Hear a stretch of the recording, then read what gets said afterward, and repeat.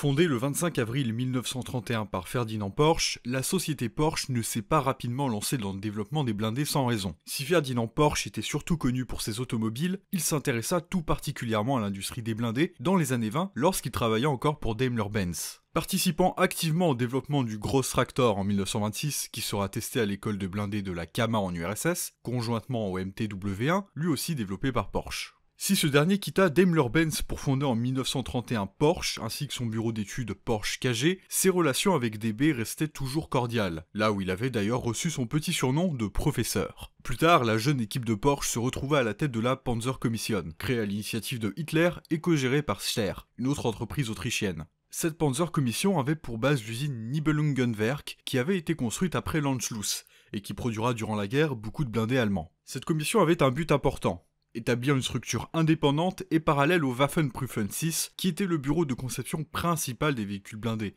et motorisés de l'AR, et qui, surtout, travaillait en étroite collaboration avec Henschel. En décembre 1939, la Panzerkommission reçut l'ordre de concevoir un char par elle-même, ce qu'elle n'avait encore jamais fait. L'Allemagne avait lancé un projet de conception de chars de percée de 30 tonnes qui mènera à la création des chars DW. L'échec de ce dernier mena la Panzerkommission à commencer le développement en décembre 1939 du Sonderfahrzeug 1, aussi appelé Type 100. Le travail se poursuivit jusqu'en 1940 où Porsche KG mit au point des plans concrets pour ce nouveau véhicule. Malheureusement pour eux, Hitler décida en juillet de geler le développement de ce nouveau char, pour se concentrer sur la production de modèles déjà existants. En août, Porsche sera remplacé à la tête de la Panzerkommission par Walter Roland, un industriel à la tête d'une entreprise sidérurgique allemande.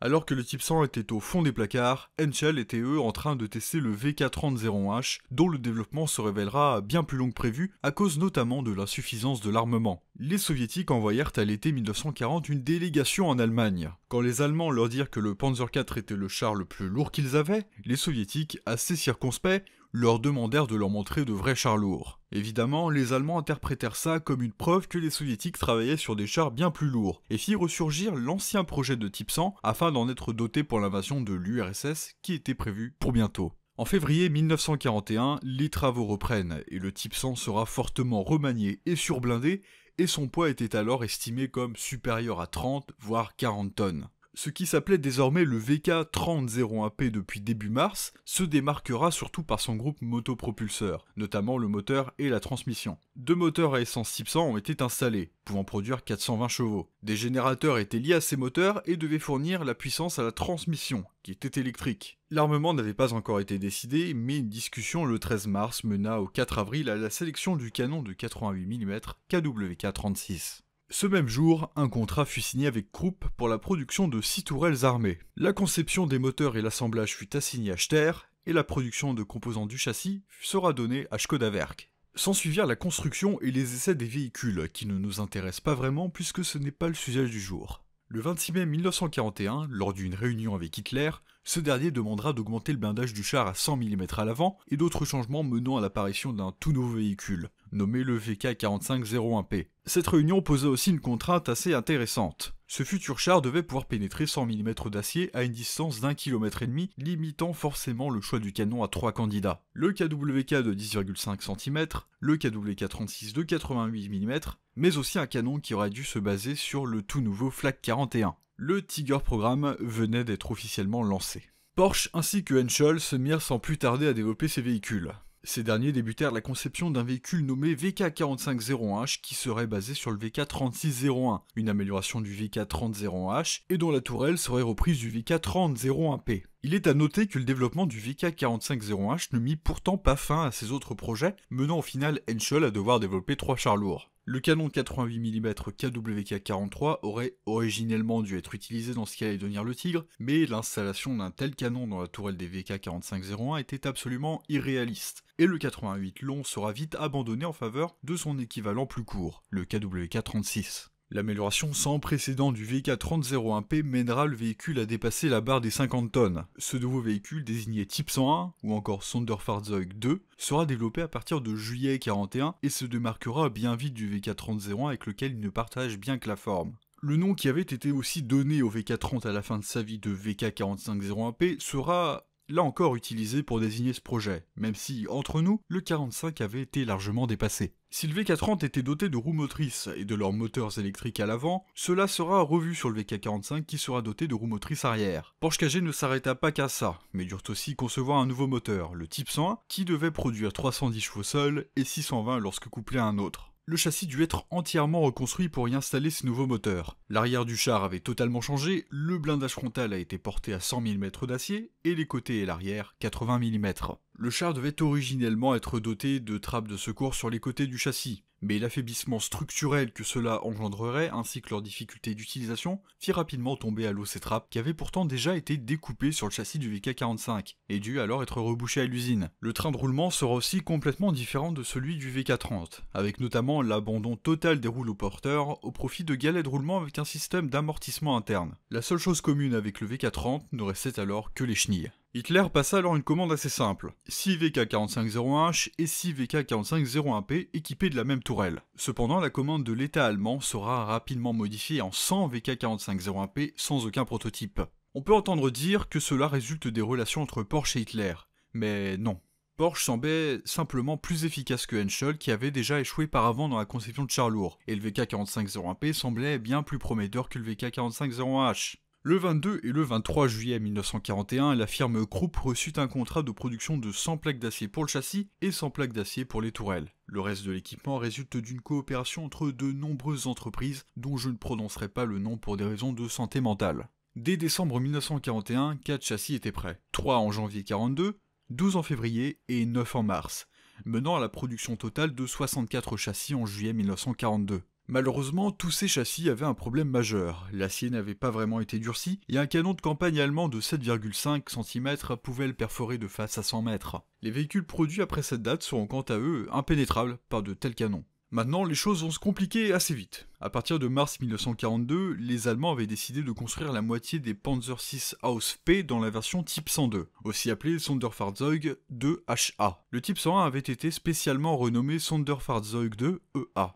Pour ce dernier, la lettre E représentait sa transmission électrique, alors que le H du premier représentait une transmission hydromécanique. Ce changement n'a pas été fait sans raison. La transmission électrique était très lourde, quasiment 5 tonnes, et cette transmission hydromécanique, bien que très grosse, pesait 2 fois moins lourd. Ainsi, le 23 mars, Krupp reçut l'ordre de préparer 50 châssis à recevoir cette nouvelle transmission. En mai, ce ne seront que 10 véhicules qui étaient prêts et 20 transmissions avaient été fabriquées et qui ne seront jamais installées. Seulement un châssis sera plus tard équipé de cette transmission lors de sa reconversion en Ferdinand, mais les résultats étaient plus que décevants. Cependant, les vrais problèmes étaient déjà apparus en décembre 1941. Le premier moteur destiné au Panzer VI-P est tombé en panne quelques minutes après avoir démarré. Après de longs mois de travail, un deuxième moteur sera envoyé le 9 mars 1942 sans aucun problème, le moteur fonctionnait. Le 10 avril, Krupp expédia la première tourelle à Nibelungenwerk, l'usine d'assemblage des Panzer VI-P. L'assemblage du char sera terminé le 18 avril. À temps pour la présentation devant Hitler le jour de son anniversaire. Le 20 avril, le char ne fit pas mauvaise impression, hormis quelques problèmes de moteur et de refroidissement. La largeur des chenilles sera aussi critiquée. Malheureusement aussi pour Porsche, Henschel avait réussi à rattraper son retard et le VK45-01H semblait être le même véhicule mais plus léger. Les ingénieurs allemands durent se dépêcher puisqu'en mai, les 10 premiers Panzer VI-P de série étaient attendus. Au final, des défauts dans les véhicules ne permirent pas à Krupp de produire les 10 chars prévus pour mai. Des modifications de la tourelle ont aussi été entreprises, menant à des retards puisqu'en juin, aucune tourelle n'avait été livrée. Néanmoins, le second véhicule nommé Panzer VI-P1 fut tout de même construit début juin. Les chenilles avaient été élargies et les garde-boue avaient été modifiés. Le véhicule reçut aussi des outils comme des pelles ou des câbles sur ses flancs. Ce char fut envoyé au centre d'essai de Kummersdorf où les problèmes moteurs furent identifiés. La surface de refroidissement était insuffisante et des bulles se formaient dans le liquide de refroidissement, menant à la perte du moteur après une cinquantaine d'heures d'utilisation. Un nouveau moteur avec 2 ventilateurs supplémentaires sera alors développé et nommé Type 101/2. La commande du Panzer VI-P fut alors encore modifiée. 30 véhicules devaient être adaptés au standard Type 101, 10 au Type 102, et les 60 derniers équipés du moteur Type 101/2 qui devrait être appelé Type 103. La livraison de ces derniers devant se faire à partir de l'octobre 1942. 2 nouvelles versions du char avaient aussi été mentionnées. Le Type 130 et le Type 131 qui devaient être motés d'un moteur à refroidissement par liquide, contrairement aux autres qui étaient refroidis par air. Dans les faits, seulement un Type 130 sera construit. Pendant ce temps, chez Henschel, les choses n'avançaient pas plus vite que chez Porsche. Là où les moteurs de Porsche fonctionnaient assez mal et la transmission n'avait pas de soucis, c'était plutôt l'inverse qui était en train de se produire chez Henschel. En août 1942, seulement 8 Panzer VI-H seront fabriqués, pour 4 Panzer VI-P. En septembre, la production de chars Porsche sera même supérieure à celle de Henschel. Les Allemands se retrouvèrent alors dans une situation amusante où, le 15 août 1942, les deux chars seront acceptés en service, sous le même nom de SD-KFZ 181. Le char de Porsche reçut la désignation officielle de Panzer VI-P et celui de Henschel Panzer VI-H. À l'automne de la même année, 5 Tiger P sont assignés au 503e Schwerer-Panzerabteilung, montrant que le Tigre de Porsche restait un véhicule viable. Pourtant, durant cette année, tout laissait penser que le Tigre de Henschel avait eu les faveurs de l'Allemagne. Il avait été développé directement par le Waffenprüfen 6 dirigé par Heinrich Knipkamp. De plus, Fritz Todt, qui était un grand supporter de Porsche et de la Panzerkommission, au passage ministre du Reich pour l'armement et les munitions, mourut au début de l'année, faisant perdre à Porsche un précieux soutien. Le futur du Tiger P s'annonçait très prometteur, avec bientôt la production du Type 103 qui réglerait les problèmes de refroidissement, ou même des alternatives avec un refroidissement par liquide. Mais en octobre 1942, le dernier char sera produit comme version de commandement. Le département de l'armement décida enfin d'organiser des essais pour décider de quel Tigre devra survivre. La production du Tigre P ayant été suspendue, mais pas celle du Tigre H, ne remplit pas de confiance Porsche. Le 8 novembre, près de la petite ville de Bad Berka, 2 Tiger P et 2 Tiger H subiront un parcours que seuls les chars de Porsche arriveront à surpasser. La conclusion à ces essais a été connue avant même qu'ils soient organisés, et le Tiger P fut abandonné au profit du Tiger H. Maintenant se posait la question du devenir des 91 châssis déjà fabriqués. Il sera simplement décidé de les convertir en Panzerjäger Tiger P, aussi connu sous le nom de Ferdinand. Les 90 tourelles qui avaient été construites ont été converties pour le Tigre de Henschel, qui commença alors sa production de masse. Le dernier Tiger P qui avait été construit sera quand même conservé. Au début de l'année 1944, ces moteurs Type 101 seront remplacés par des Maybach HL120 TRM. Et des plaques de surblindage seront installées à l'avant du véhicule. Des chenilles qui avaient été encore élargies pour le Ferdinand seront installées et le char sera recouvert de zimmerite. Le char se retrouvera au front en avril 1944 au sein du 653e bataillon de chasseurs de chars, qui était alors équipé de tous les véhicules sur châssis Tiger P, puisqu'il y avait des Ferdinand et des Berge Panzer VI. Juillet 1944 marqua le début de l'opération Lvov-Sandomir, et si le char était encore actif le 18 juillet, il sera rayé des listes le 22. Si cette dure compétition marquera un échec de Porsche, la compagnie continuera encore à s'intéresser au développement des blindés. Le V430-01P, premier char lourd de Porsche, avait à l'époque reçu le surnom de Léopard, qui sera repris 2 décennies plus tard quand le char de Porsche remporta le concours du premier char de combat principal de l'Allemagne de l'Ouest. Du Léopard au Léopard, Porsche aura beaucoup appris de la rude compétition du développement des blindés en Allemagne.